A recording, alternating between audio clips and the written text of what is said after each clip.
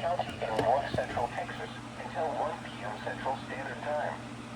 At 12:30 p.m. Central Standard Time, the thunderstorm was mostly storm the soil, winds at 35 miles per hour. Hazard, 60 miles per hour wind gusts and penny-sized hail. Source, radar indicated.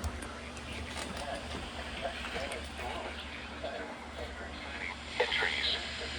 This is the thunderstorm. Wind towers, Hopkins, and Wilmer around 12:45 p.m. Central Standard Time. Seagoville around 12:45 p.m. Central Standard Time. Oak Springs around 12:30 p.m. Central Standard Time.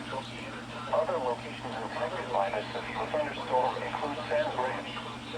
This includes the following highways: Interstate 35 between mile markers 411 and 423. Interstate 20 between mile markers 400, 460 and 482. Interstate 45 between mile markers 267 and 281. For your protection, get inside a sturdy structure and stay away from windows.